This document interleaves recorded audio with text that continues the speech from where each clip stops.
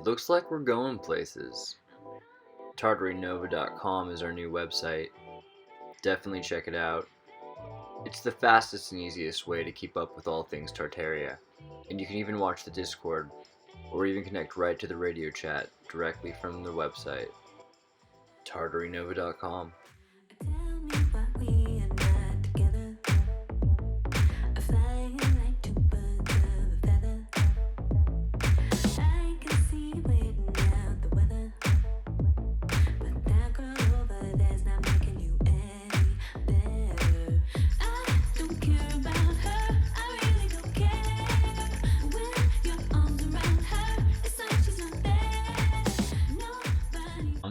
You can click on the little link. Well, give him a call sometime. Yeah. Anyway, I gotta get. What were you in high school? You had a nickname. What were they calling you? Tsar. And they called me the Neon Tsar because I had bright color. Everybody wore white socks. It was the uniform, and my mom bought me some cheap socks that she got on a discount sale, and I wore them, and everybody said, "Wow, look at that! He's wearing red socks!" Like they would step on my shoes and everything else, because I had at one point a pair of suede shoes that were yellow.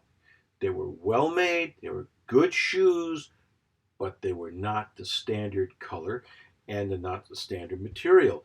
And people got very upset with this, that I had that. But I mean, they were my shoes. I had a pair of shoes that were good.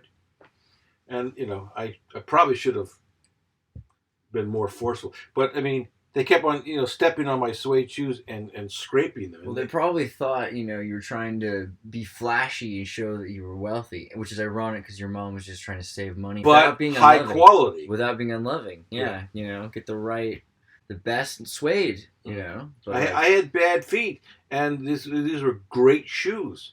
And, I'm sorry that I finally got to the point where, I had oddball pants. I had oddball shirts. I had oddball shoes. And people would take me aside and say, "Look, you don't want problems? Dress like everybody else. Be a conformist." They wouldn't use that word. Yeah, Maynard, why can't you get with the program? Yeah. And the thing was, I just, my mommy dressed me. I mean, she brought the clothes in, and I put it on. For a while, I didn't want to wear the red socks. And I thought, I wore reds. I said, "Mom, give me some more red socks." So I wore red socks every day. People stopped noticing. He's got the red socks. Okay, all is well in the universe because he has his red socks. They stopped noticing. So I got some yellow socks. And I got some orange socks. And for a while, I got noticed again, and then they stopped noticing that. And pretty soon, I could wear anything I wanted, and people would believe me. They wouldn't say anything. They would do anything. These guys weren't very clever. They didn't know anything about Romanov. They called me Tsar. There was the suspicion, and you had red socks. I mean, what do you want? And your name was Tsar. I mean, you were just, I'm sure you were on a lot of lists for a third grader. What they didn't know was that my uncle's wife had been hauled in for the House Un-American Activities Committee, and she and the husband had been arrested in the 30s for marching down the street in front of the high school. Yeah, they got arrested for that. Yeah. God. But, all these bohunks, as you put it, who like to sign up for, they get really infatuated with a cause. They'll think it's real. The Constitution says free bread. It sounds good. It makes sense to some people. Well, there was I don't know if this fits with the same conversation, but go stand out there and count how many people go into the Greek Orthodox Church and look at them, and most of them are now more or less recent Slavic immigrants. Right. But Mostar was always kind of a fusion, and people were maybe less it was like 50-50. But people didn't have to become each other; they just hung out with each other. That's the other thing. There was a lot of people that just hung out with each other. You might eat at your Chinese restaurant, but not become Chinese. There was just people that were living in a place that were interacting with each other. Yeah. So it's not like an unusual idea, and so then you got these people around the world that are just startled by that. But then in Yugoslavia, you've got the coast, you got all these people that are familiar with all these different cultures, and like, oh yeah, like the Thracians. No, the Thracians very much respected and admired the Greeks. Do you think it's not the other way around? The Greeks stole everything from the Thracians. Isn't that the more obvious answer? No. And that Bulgaria, the Bulgars, the Tartars, the Barbars are the same thing. Excuse me, just hold on. Okay. Let me give you my slant. Give me your CIA. The historical thing. Okay. They sailed up the coast of the Mediterranean. They went to the Dardanelles, or they hauled ships over, and they got into the Black Sea, and many of the wealthy power brokers of the Black Sea, especially the Thracians, in places like, who came from the east and got to southern Russia just east of Crimea and somehow got across. They set up at the very tip of Crimea a city which is currently called Kerch. At the top of it, on a prominent place, of course, they built, and most likely they had engineers, architects, and designers who were slaves, who they bought or they acquired other ways, who designed these buildings. And those buildings You're saying the slaves designed the buildings? They bought people to Yeah, design sure, them. they bought them. They bought designers.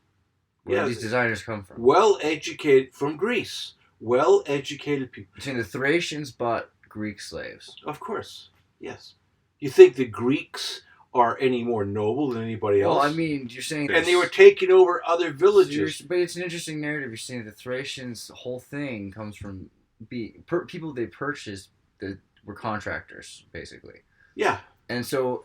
Are you saying that they're also... What kind of Greeks are these? Are these like the African Greeks? Or these are Greek Greeks. Blonde Greeks? Yeah. Okay. Well, okay. There are all kinds of Greeks. Originally, they were Northern Europeans that came down, and they mixed with other Mediterranean people. The Greeks were very indifferent to race, but they were very proud of their culture and their language. So if you couldn't speak Greek, you were a barbarian.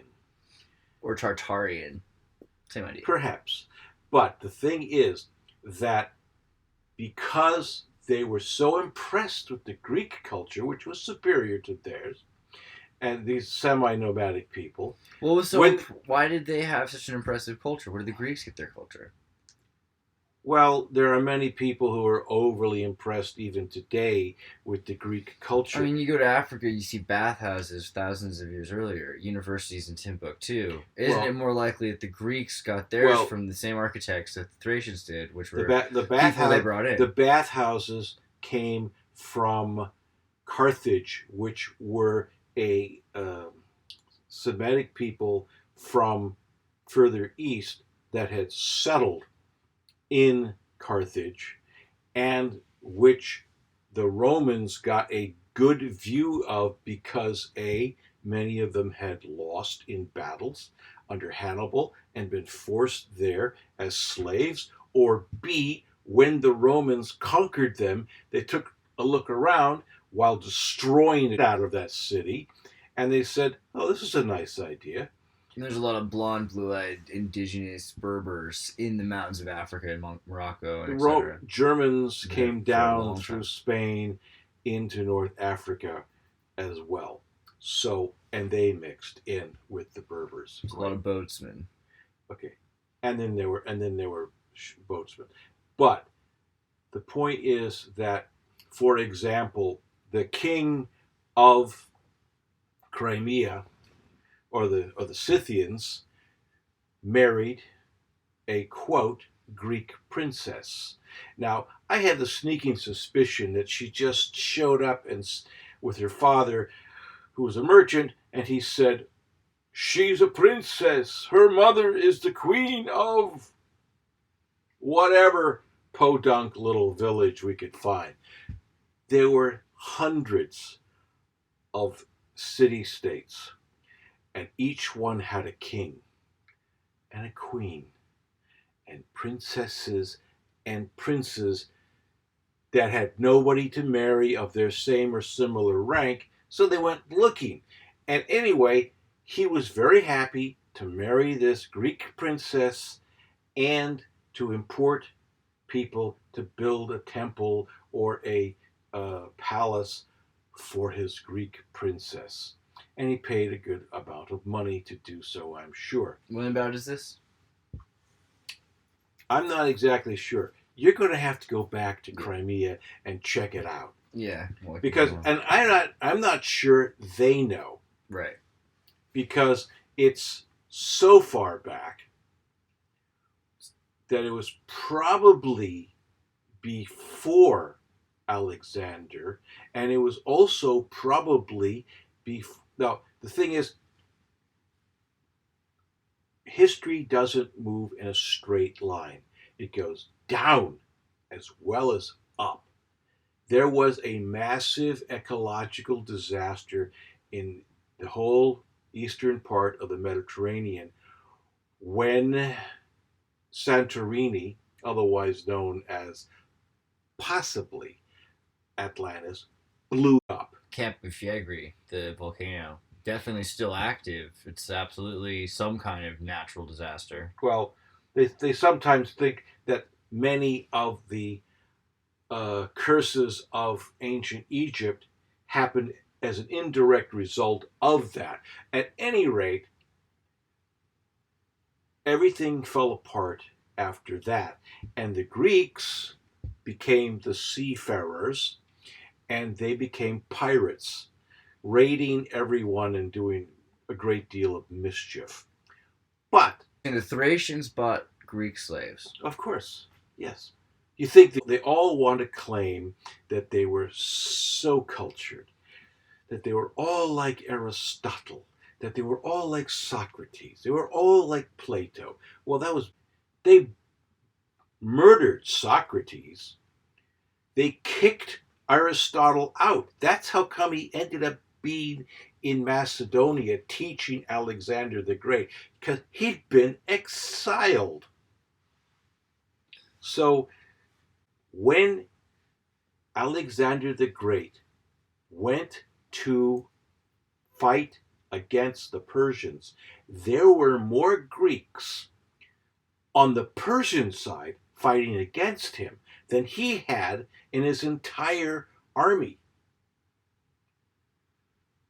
And this is almost always the case in every one of these brave, heroic battles.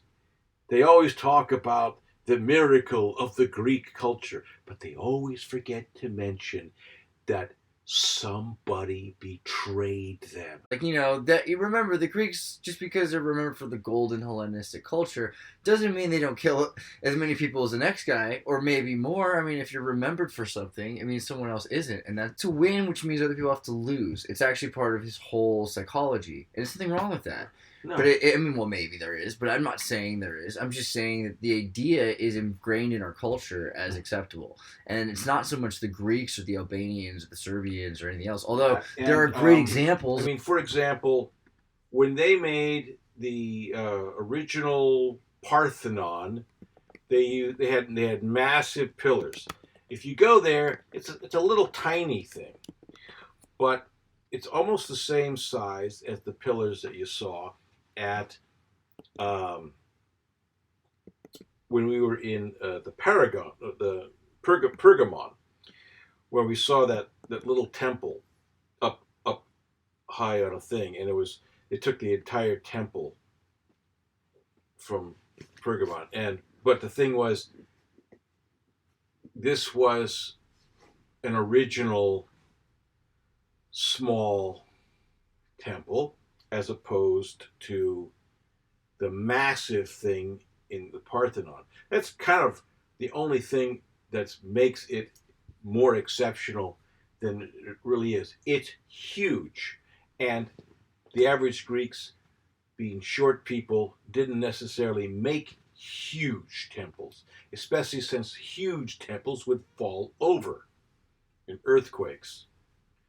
And that was kind of one of the things that this was one of the last big temples that they built, by which time they had learned to do something clever, which was to make their pillars flexible. There's literally, they have like donuts that go up, and inside they would put a wooden peg, and in the center between the top one and the bottom one, and then and so that peg would stay there, and it would kind of hold things together, but at the same time the whole thing could rock a little bit. Fortunately, they've never had a big enough earthquake to knock everything down. What they did have was an Italian dropped an artillery shell somewhere around the 6th, 17th century into the middle of it, because they were fighting against the Turks, who had used it as an ammunition dump. Well, one of the weird things we've been looking into is, like, we've heard all these stories about Atlantis and the Picts and the Japanese building with wood. And I was in Peru where they had like lightning storms 24 hours a day. Yeah. This idea that the wood towers that were underneath these metal or the brick or whatever were like alive trees or something, so that they weren't going to die. The wood was actually like built around live trees. Some of these, so they could ground the power. But those are slowly going to continue to move. Yeah, but the building's built so big around it that it is able to contain it. You've seen how they bind trees. What's the guy, Graft. Yeah. Well, Burbank, right? Yeah. What's his deal? Because he would do things that were insane. He could like bend trees around places. They would grow to follow paths, But you'd then be able to ground it. If you got hit by electricity, like a lightning bolt. I don't recall seeing that at his garden. I saw things like, you take a rope and you wrap it around a tree in different ways, and then it has these like patterns. I believe for fruit they would call it espalier, and they would line up a fruit tree, it's straight line, and then they would literally continually rewrap or whatever, so that it would spread out flat, and they would get south facing sun, so that it would grow in climates which were less conducive to that. I don't believe that my analysis is necessarily inaccurate. No, I mean, all you're saying, may be unpopular. You're just like, hey, I'm not in trouble for saying, but I don't think they're any better than anybody else exactly. They're just another group that got the stuff from Atlantis, and in fact, as boatsmen after the chaos of the deluge, they probably are at least participant in a lot of the same atrocities that everyone else is talking about happening. They have found... Nobody's innocent. I know, but they have found situations whereby you take the description of Atlantis and you find other places. You always want to define things. Hellenistic means like Greek. So after Alexander the Great, he left his officers all over, and they insisted on people speaking Greek, and they exchanged their technology and information. So and with each other as well as with people back from Greece. So you would find that, okay, the Ptolemaic group in Egypt created a library. And what did they insist on? Translate everything into Greek. What is one of the various versions of the Rosetta Stone? It's in Greek. So if you can read Greek, which we can, you can go backwards and you can figure out the cuneiform of, not the cuneiform, but the old Egyptian hieroglyphics. Yeah. And I think probably from that's why they finally got into cuneiform, because either they'd already known it or they got it from comparisons between hieroglyphics and cuneiform. But well, the interesting thing about Hellenism, right, is like, so Helen, as Greece, is supposed to be Homer just talked about Helenas as like a small tribe that were around at the time. Well, they were a small tribe that came down, took over, but they were Acacian, right? Yeah. So I mean, really, what it is it's a name from an Acacian branch off. So they took over Greece, and they created many different city-states. The little city would be a small fortification which would supply all of the farmers in that region, and they would, perhaps want taxes or whatever. They also sent a lot of their excess population, because they soon became an excess population area, over to Sicily, which came to be known as Greater Greece for a while, Graecia Major or something. And they also sent people on boats who settled all over the Mediterranean, and they claim up in between the Gibraltar area and back or along northern Spain and even into France, where they did some trading. But they also went into the Black Sea. They settled, and there are still Greek-speaking colonies in northern Turkey along the southern part of the Black Sea, who have been forcibly converted to being Muslim, but they speak Greek, which drives the Greeks nuts. I mean, because how could they be Muslim and Greek? It's not possible. It's not lawful. Well, not everyone grew up with Bostar. It also drives the Turks nuts, because the Turks are very nationalistic, and they like to claim they were always there, and that everything that ever happened there was Turkish, and that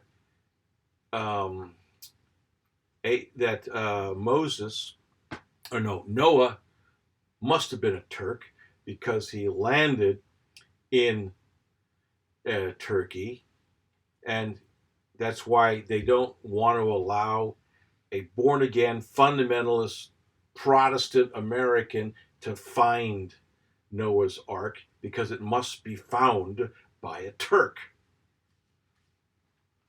Anyway. I mean, that's funny to say. The Greeks are just as obsessed with the same thing. It's not that anybody's more or less. They're just all obsessed with this idea, and the Greeks apparently had it, or the Hellenistics had it. I think it's better to talk about them at the time as opposed to whatever's conglomerated now. It also offends less people to be like, the Hellenes. I think if you took DNA, you will find people all over the Mediterranean and the Black Sea with a little bit of Greek because they got assimilated.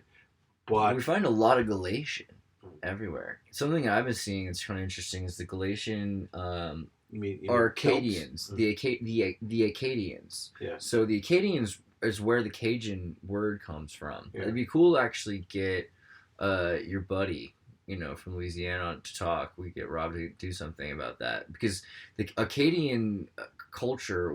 We're starting to think some of like the.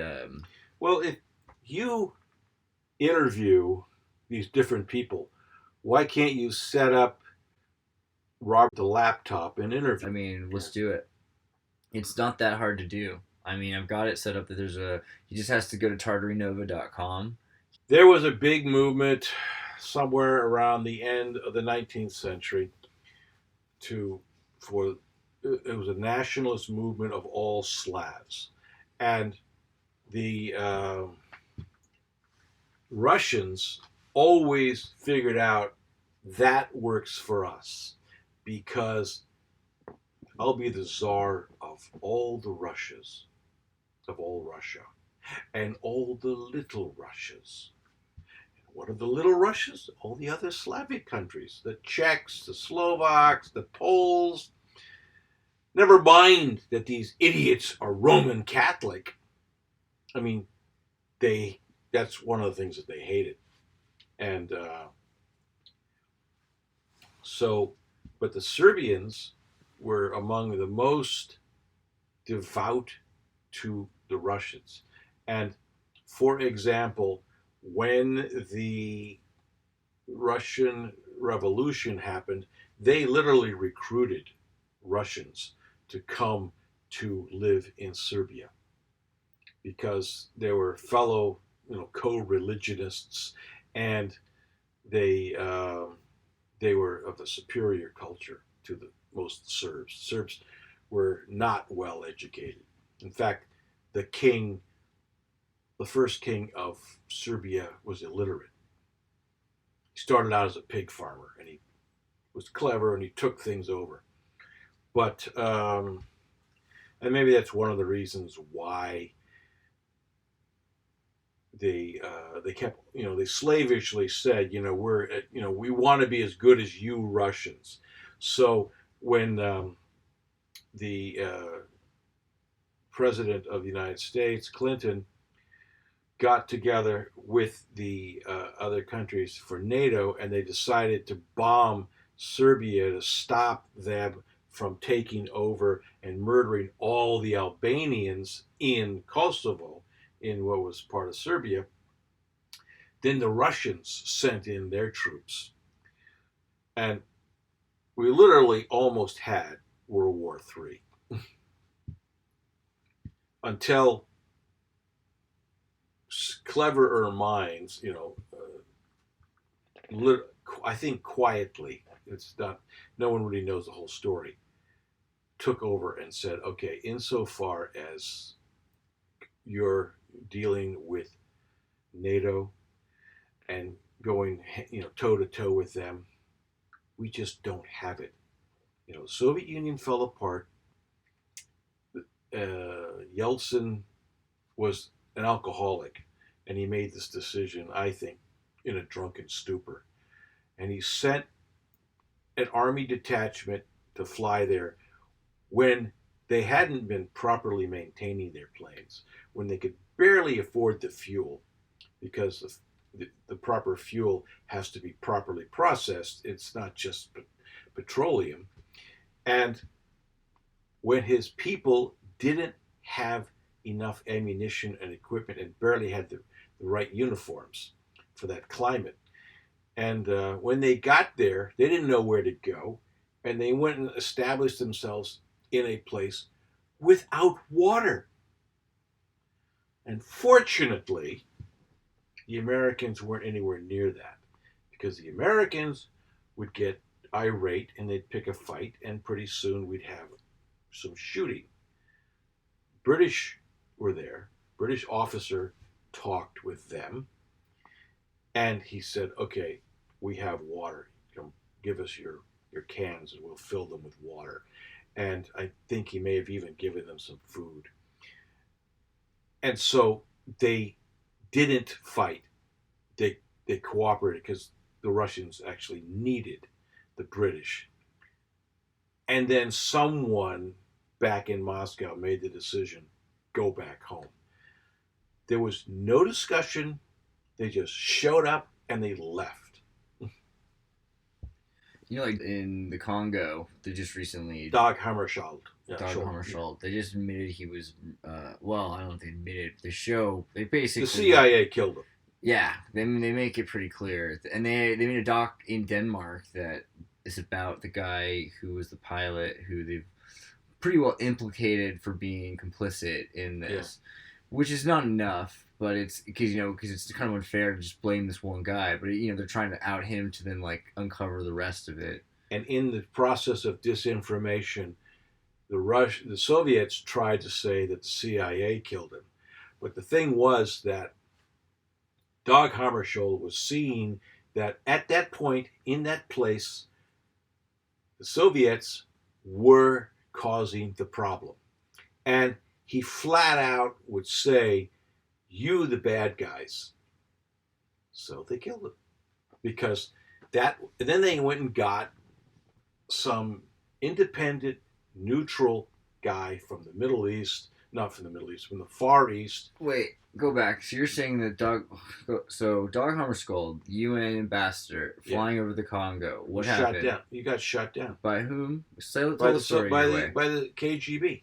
Well, you're saying the KGB. Yeah. Not just the CIA. Well, immediately the Soviets said it was the CIA, and told all of their people who were associated with left-wing newspapers. Why do you doubt it would be the CIA? Because there was no benefit. Dag Hammarskjöld was liked Americans. He was getting along just fine. Who says the CIA liked America? I mean, in the '60s particularly, they were all about their disenfranchisement and being in South America, and there are other options. No, there was no advantage. He was not against the CIA. He was not against Americans. He was against the Soviets, at least in that regard. And yeah, but the CIA needed the Soviet Union to continue in order to continue making their weapons and getting money. You're thinking long term. Do you think that a guy who works on a project by project basis can see 20 years down the way? Sometimes, especially in the agency. They're not that smart. I hear that a lot. The Soviets were not that. I mean, the CIA was, might argue, was filled with people who were supposed to do research and gather facts and figures, but they never were terribly clever. There were some situations where everything lined up perfectly for them, but it wasn't through any fault of the CIA. It was simply because everything worked that way. I mean, there's a level of that because they had the power to do that, but there's also the amount of people that are free agents that just get picked up. First you've got all the corporations with the dark money, and then you've got all the people that are set up around the world doing their free agency. They're like baseball players. But the dark money is, unfortunately, it screws up. It goes in the wrong direction. It's heavy-handed, and I have met bona fide members of the CIA, and they are such klutzes. I mean, that is your CIA agent. A guy. That is such. I mean, every time I think of a CIA agent that I've ever known, that's him. He's an alcoholic. He's not healthy, and he's not that bright. He may have done well in school. He may have learned pastor classes and whatnot. He may mean well, but he's a schmuck. A schlemiel. Yeah, but that's why, I mean, there's a lot of people that are not technically. Everyone's like these para agents. They find people and they entrap What are para agents? people that they trap. Born again Christians? Anybody who doesn't want, so somebody who said they looked at somebody and they realized that person will never want to be part of us. Let's control everything around their lives and make them an anti-hero. But I'm Yes. the guy who never wants any part of them because I don't want to get left. Right. So so they end up putting you in positions where they can manipulate you and just watch you, and that's better. They just assign someone to be. Who was it? Peter, maybe, who denied Christ 3 times before the cock crowed. Yeah. So you're the That's guy. You're the CIA. You know what you did? They probably read the letter from the Dimwe, and they were like, "We got to start 6 or 20 new organizations that are rebranded because it's not going to work this time unless we change it because of you." You know what I mean? And then the new organizations were all like, "Cool, let's wear these pink coats and these blue robes." I wasn't working to destroy them. I was just saying, I don't want anything to do with it. Yeah, but you were the cool guy. So they had to make groups for cool guys. Church of SubGenius. You know, when JFK's trial went, or the Lee Harvey Oswald trial for JFK's assassination, 18 minutes of that trial is about his obsession with his religion, the Church of Discordia. Discordia? Yeah, and his love for the goddess Eris. And, you know, you look into these things and it's like a peace-loving hippie movement. Wait. Lee Harvey Oswald or Yes. Jack Ruby? Lee Harvey Oswald. Jack Ruby was connected. You talking about Jack Ruby, the bar owner guy? Yeah. No. The stripper. He's actually an agent. Lee Harvey Oswald tried to save JFK. That's apparently what the Freedom of Information Act says that they've released in the last year. He tried to out him up about that, and they got him for it. But the thing is, his association was through Discordia, and it was this beautiful looking hippie religion in San Francisco, right? Which, as you know, of course, is probably run by, in fact, Scientologists. Yeah, well, this guy's run by the CIA, so it's pretty dang close. So it's interesting that there's this connection, obviously, with some of these dudes in the CIA, also with LSD into the culture. They basically, you know, it's the only reason LSD got out is the CIA, and they just said, all right, we needed to get it out of the lab. We started with a Stanford kids. Now I want to put it not just in California, put it on a bus, keep the police from arresting this crazy bus driving through Mississippi, Louisiana. You tell me this bus with rainbows all over it and kids screaming, stopping in towns, giving them psychedelic drugs when they've never had anything like that before, didn't get arrested the whole time. Sonic orders has pretty well fallen apart. There was a Masonic lodge in every single small community, but not so much anymore. I mean, it is a lot. It's actually on its way back. I see it all over the place. A lot of people are more into it, especially because they can just kind of move in and take over their communities because it's so small. It's like perfect for, you know. What's wrong with the Rotary? Well, the Rotary Club is also a version of it, right? I mean, like, how can it not be just the same thing? Everywhere I've ever gone on the planet, there's a Rotary Club. Go to the main part of the Amazon. But they're usually honest about the fact that they're just businessmen. Well, I mean, yeah, there's a certain amount of transparency to the idea of the Masons' original, you know, come on, was that they had secret wisdom from Atlantis. That got old quick, you know. Rotary Club is the remnants of that group that were interested in stuff. You know, they're bookkeepers and they're people that have businesses and they want to make their community better. It's all the stuff that was not necessarily, but you know, at the same time, that rotary symbol is a cog from the Archimedean dial, right? That little Archimedean compass. So many different clubs. What's that called? The gear thing, you know, with the ancient gear they found. Yeah. The Archimedes gear. Oh, they don't really know who designed it. Yeah, but that thing, that's what the gear from the Rotary Club is. Well, that gear was more likely designed by Galen. Or it's the ancient Kali Black Sun. I mean, it's a thing. But at any rate, there's the moose, the elks, the lions, and all these other little tiny groups that are kind of odd fellows in competition with the Masons. Why in competition? Why do you think they're competition instead of just different aspects of it to make it socially acceptable? You can either considering the fact that their meetings were usually on a Friday or Saturday night, that you can't really spend that much time in clubs, so you gotta choose, and so I don't know why people chose one or the other, but and I think a lot of people didn't want to go into the Masons because it was just a little too occulty for them, and I don't know. But then again, a lot of people this generation are loving the occulty aspects. There's all these kids that are like, I don't want to be a Freemason. I'm going to join the Church of Satan. That's well.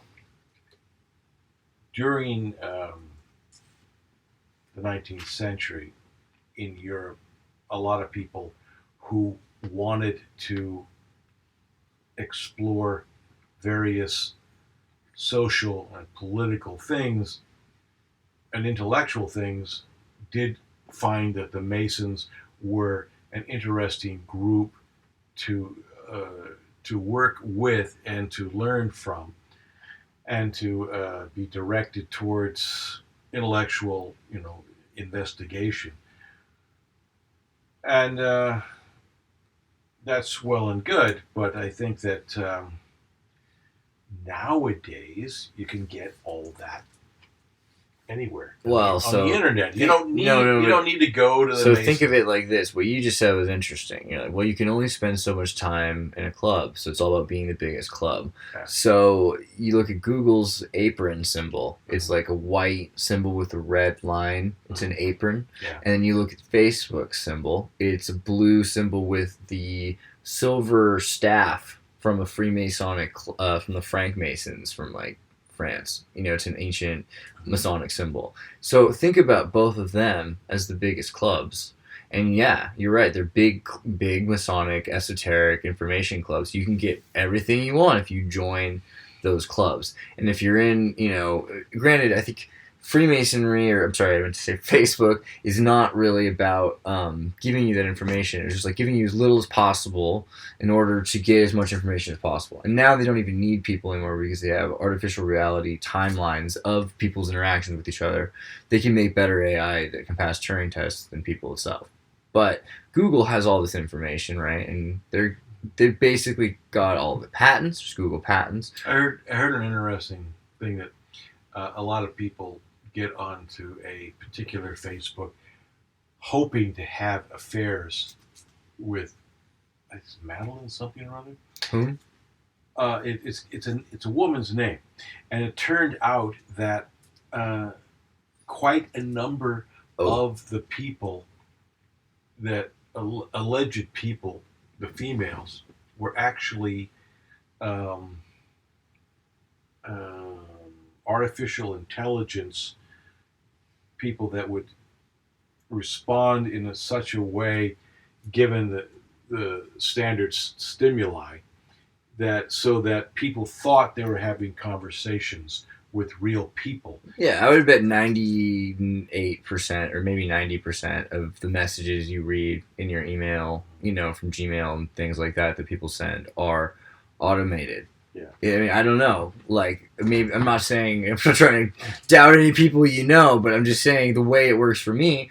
Even though I get thousands of people send me messages, I get a lot of automated stuff, and even myself, I send some automated things because I have automated scripts to say "sounds good" or "thank you" or whatever. Well, are you getting stuff from the Russian press that is designed to affect your worldview?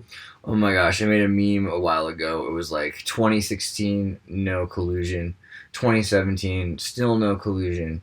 2018, there probably should have been some collusion. I'm going to start studying Russian.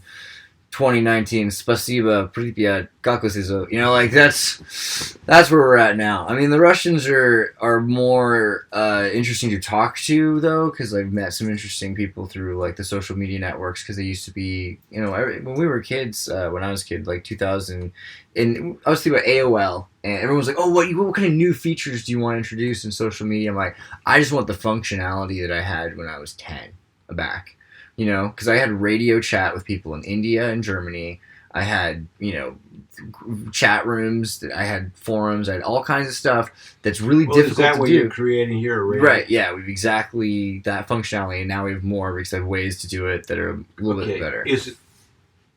I would assume at the moment it's all in English. No. There's a translation feature that you can do that will translate from what languages? Google Translation. So it's whatever Google can do. Oh. Yeah. I mean, it's not... Is it easier to click on the translation? You know, I don't know. I haven't had to do it yet. So, I mean, what I usually do is I just select some text and translate it. So I'm just used to that. I also have plugins. Is it translating text or is it translating verbal stuff? Text. But the people from other countries tend to speak English. But we can work on that, I guess. Well, there are certain countries. I've noticed that in Eastern Europe, they don't speak English. Mm-hmm. Some of them can, but the problem is for the last 10 years or so, or 20 years even, since about 2001, they've been pushing a really hard agenda to disconnect the internet. And what it's done is created these hubs everywhere. So people are in these spots, and they're like, oh, there used to be the people, and I still know people from my generation all around the world. They all speak English the same way because we all learn how to speak on. It's like the next level after Hollywood is internet English, you know, because everyone's been speaking. You know, we got people in Chile, in Denmark, in Holland, in Russia. They all have the same kind of accent from learning on the internet. And a lot of gamers, you know, that communicate. They communicate. Well, English. is it like the California accent or what? It's a little different. It's weird because it has a little bit of. It sounds a little between Chilean and Dutch and English. I don't know. It's very simple. It's not like too extreme, but there's a little more to it, and they kind of pronounce words a little wider sometimes. I've noticed. It's kind of cool. But there's more people that don't do that now because they've learned how to speak only in the. They go to Yandex or they go to, you know, Chile, Yapo. You know, they go to their own little group sites, and they go to their own and they speak to themselves. And that's a new phenomenon. I mean, I guess it used to be. Well, all I know is that it seems like it's very difficult to learn a language, for either learning Russian or for them to learn English off of the internet. Unless they're talking to each other, the gamers learn how to speak to each other.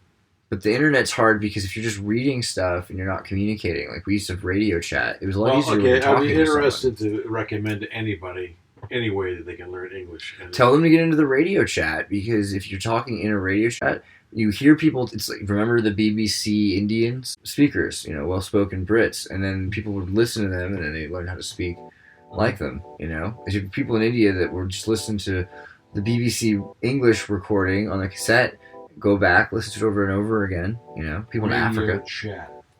Yeah, I call it the radio chat. So in Tartary Nova, you go in and you need to use the Discord to do it, but there's a microphone. I don't have a microphone in mine. It's built into your computer. And you can do it on your phone, too.